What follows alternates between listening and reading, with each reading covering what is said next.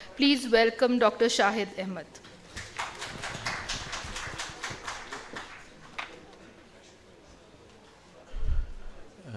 Bismillah ar-Rahman ar-Rahim. Assalamu alaikum, ladies and gentlemen. The management of pituitary adenomas and other less common cellular or paracellular pathologies can be medical, surgical, or radiation based. Cellular and paracellular pathologies may require multidisciplinary input from neurosurgeons, endocrinologists, otolaryngologists, ophthalmologists, radiation oncologists, and neuroradiologists. Currently, the standard surgical technique is endoscopic or microscopic assisted transsphenoidal surgery. A recent meta-analysis showed that endoscopic surgery was associated with higher gross tumor removal and low risk of septal perforation compared with the microscopic approach. Transcranial approach is used for predominantly supracellular tumors which lack significant intracellular portions. Pituitary surgery is indicated for non-functional pituitary adenomas with mass effects, visual field effects, headache, hyperpituitarism, and functional pituitary tumors like growth hormone secreting adenoma, ACTH secreting tumor, Nelson syndrome. In prolectinomas, surgery is indicated when there is intolerance to treatment or treatment failure, tumor showing mass effects, or patient chooses to undergo surgery in preference to prolonged medical management. These are some other indications of pituitary surgery. While the surgical procedure is usually straightforward, poor attention to details in the preoperative assessment, operative and post-operative care can lead to adverse outcomes. Preoperative clinical evaluation includes good history, relevant clinical examination, pituitary imaging, and preoperative endocrine evaluation. Symptoms of pituitary tumor are largely dependent on tumor size and local invasion and the hormone secreting status of the tumor cells. Mass effects may include visual field effects, diplopia, headache, nausea, or lethargy. Hormonal imbalance may produce symptoms such as decreased libido, galactorrhea, weight gain, and acrofacial growth, etc. Acromegalic patients are well known to develop diabetes, hypertension, heart failure, and obstructive sleep apnea.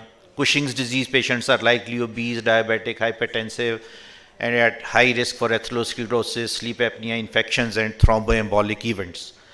Pituitary tumor may rarely present with pituitary apoplexy with severe headache, loss of consciousness, and acute endocrine dysfunction. Then history of sinonasal illnesses and pre-existing hyposmia or anosmia is very important, as there is potential for damage to the olfactory epithelium during transsphenoidal surgery. So patient should have an informed consent. Apart from general clinical examination, thorough nasal examination, ophthalmological evaluation, and airway evaluation is must. Anterior rhinoscopy and flexible nasoendoscopy to evaluate for septal deviation and perforation, nasal polyps, and nasopharyngeal swelling is done. Some neurosurgeons routinely employ CT scan of paranasal sinuses to assess the sinonasal cavity preoperatively. Diagnosis of local comorbidities enables medical optimization of the sinonasal cavity before surgery.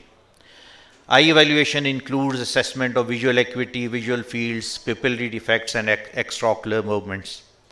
Airway management difficulty can be expected in about 4% of patients undergoing resection of pituitary lesions, which may be over 9% in acromegalics.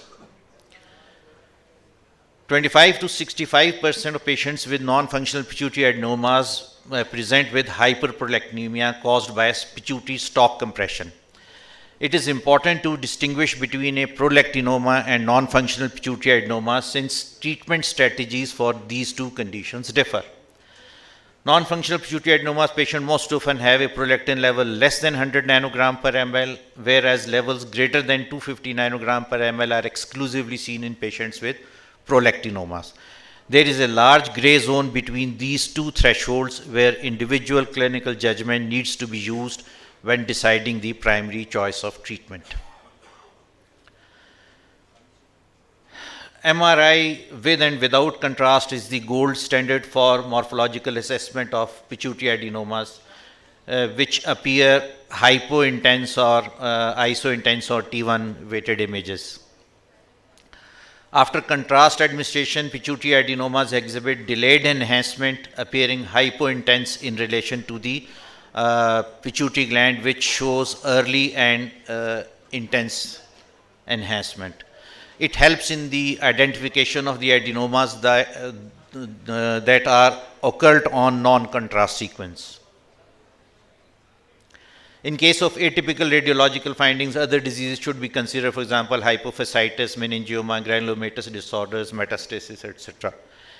MRI is crucial for surgical planning since it shows with high accuracy the relationship of the adenoma to the chiasma and to the carotid arteries, as well as the degree of invasion into the cavernous sinuses. Up to 1/3 of ACTH secreting adenomas are not localized on MRI. In these situations, bilateral inferior petrosal sinus sampling is a sensitive and specific tool for confirmation of ACTH secretion from the pituitary area as opposed to an ectopic source.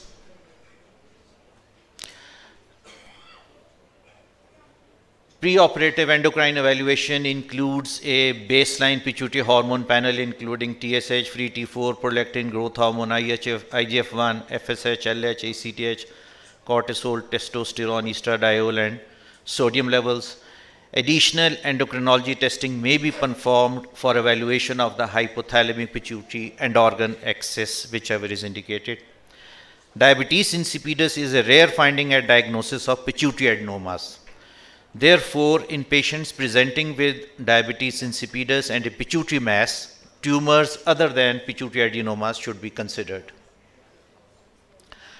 Panhypopituitarism is present at diagnosis in 6 to 29% of patients. Patients with a macroadenoma or other large cellular mass should undergo evaluation for hypocortisolism preoperatively. Patients with an apparent macroadenoma and a minimally elevated prolactin levels should have serum prolactin measured in serial dilutions pre-operatively to counter the hook effect.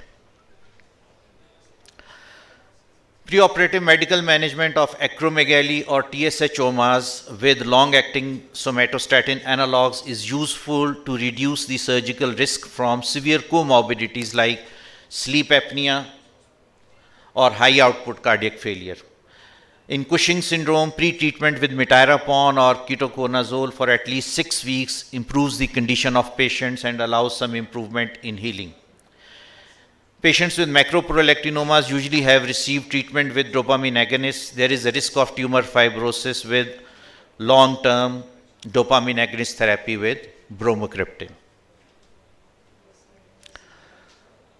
Patients with severe hypocortisolism and central hypothyroidism should be optimized on hormone replacements preoperatively. Majority of microadenomas will not require perioperative hydrocortisone, but patients with Cushing syndrome will require perioperative and postoperative glucocorticoid treatment because after surgery they will become cortisol deficient. Patients with macroadenomas and an intact preoperative HPA axis do not usually require perioperative steroids, but those who are deficient or whose reserve has not been tested need to be given perioperative glucocorticoids. Airway adjuncts for improved during surgery, the airway adjuncts for improved visualization such as fiber optic endoscope and videoscopic direct laryngoscopes should be readily available during the intubation process, especially in patients with acromegaly. After pituitary surgery, a patient is typically admitted to a high dependency unit for close monitoring of consciousness level, blood pressure, visual acuity, sodium level, urinary output, epistaxis, and CSF leak. The most feared and disastrous complication of endoscopic pituitary surgery is carotid artery injury. Overwhelming and uncontrolled blood loss from carotid artery injury is a potential cause of intraoperative mortality. Therefore, every endoscopic skull-based team should have an established protocol for its occurrence.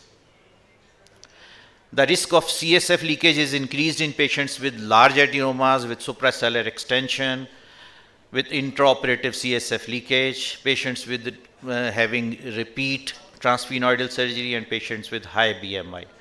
The occurrence of CSF leakage is usually clinically apparent, presenting either as watery rhinorrhea or as persistent, salty postnasal drip. This fluid should be collected and tested for beta trace protein if its nature is equivocal. Bed rest, stool softeners, sneezing with the open mouth, avoidance of nose blowing or straining are measures aiding in prevention of CSF leak. If the leak is profuse or persistent, examination and anesthesia to identify and repair the dural defect is indicated. Mild oozing is common and self-limiting within 1 to 2 days. Profuse epistaxis may be attributable to the posterior septal artery injury, but should also raise the suspicion of an internal carotid artery injury. If the source of the bleeding is not apparent to the surgeon, the patient can be brought to the operating room for an examination under anesthesia. Evidence does not support the use of prophylactic antibiotics beyond the first 24 hours. When nasal packing is present, it is reasonable to continue coverage against Staphylococcus or Streptococcus until removal of the packing. The prevalence of obstructive sleep apnea can reach up to 42% in patients with acromegaly and 16% in patients simply undergoing pituitary surgeries. Nasal cannula or CPAP devices should be avoided post-operatively to minimize the risk of tension pneumocephalus. Opioids and sedatives should also be avoided. Humidified oxygen via face mask is indicated as corrective treatment. Post-operatively, euvolemic hyponatremia may result from SIADH, while hypovolemic hyponatremia is caused by cerebral salt wasting. In SIDH, there is low serum sodium and osmolality, but high urinary sodium and osmolality in the presence of normal TSH, cortisol, and renal function. Cerebral salt wasting is managed by fluid repletion with normal saline and oral salt replacements. In refractory cases, fludrocortisone may be used, and it is very effective. SIADH may occur within the first 3 to 7 days post-operatively with an incidence ranging from 4 to 20%. Transient SIADH is due to iatrogenic manipulation of the posterior pituitary gland resulting in excessive ADH release. In rare cases, it may result in severe life-threatening acute hyponatremia. Treatment strategies include fluid restriction, hypertonic saline administration, or vasopressin 2 receptor antagonists. It is important to avoid excessive administration of IV fluids in the post-operative period with careful monitoring of serum sodium. Diabetes insipidus occurs in 18 to 31% of patients after pituitary surgery. Factors associated with the increased risk of post-operative DI include male sex, young age, large pituitary mass, CSF leak, and administration of high peri-operative glucocorticoid doses. In most patients, the disease is transient, being caused by the temporary dysfunction of ADA secreting neurons. Desmopressin may be administered as required. There is a condition called triphasic DI which occurs in 3 to 4% of patients. The first phase is characterized by transient DI due to a partial or complete posterior pituitary dysfunction. The second phase is caused by an uncontrolled release of ADH leading to SIADH, which usually lasts 2 to 14 days, and the last phase occurs if more than 80 to 90% of the ADH secreting cells have degenerated, which leads to permanent DI.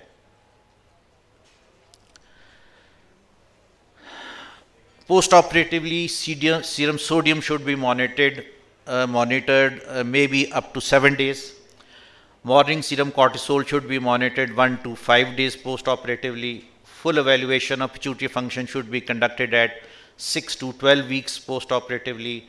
Dynamic testing for pituitary adrenal axis is done at 6 to 12 weeks if morning serum cortisol is not sufficient.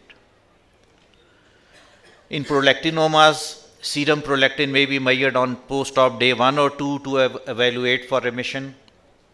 In acromegaly, morning serum growth hormone may be obtained early post-operatively, day 1 or 2 to evaluate endocrine remission.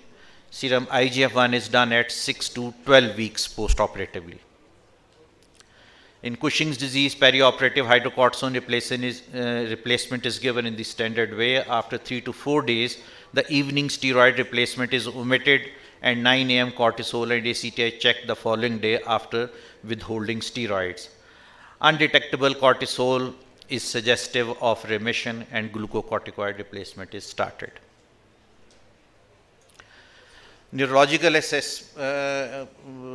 neurological assessment is essential post-operatively. Bedside examination of the visual acuity, extraocular movement and sensation to the forehead and infraorbital cheek are checked daily. New onset diplopia or deterioration in visual acuity warrants the use of systemic glucocorticoids to reduce the neuronal swelling. Emergent imaging of the brain should be obtained to look for hematoma and packing effects. If mass effect on the optic apparatus or the cavernous sinus is observed, an emergent return to the operating room is indicated. The patient is fit for discharge when there is hemodynamic stability, appropriate sodium homeostasis, resumption of ambulation, and adequate dietary intake. There must be no evidence of epistaxis, CSF leakage, or neurological abnormality. In patients at high risk of cardiovascular events, antiplatelet and anticoagulant medications can be resumed the day after the surgery if there is no ongoing bleeding. Generally, most patients can be discharged within 2 to 3 days.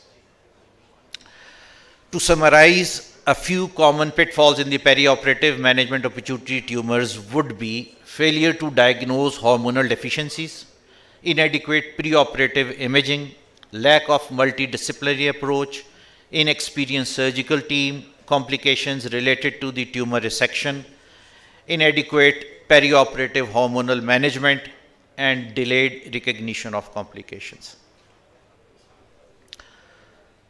So to conclude, the attention to detail in the perioperative care of patients undergoing transsphenoidal surgery can minimize complications and maximize therapeutic outcomes. Well-considered and evidence-based perioperative care is fundamental to the same.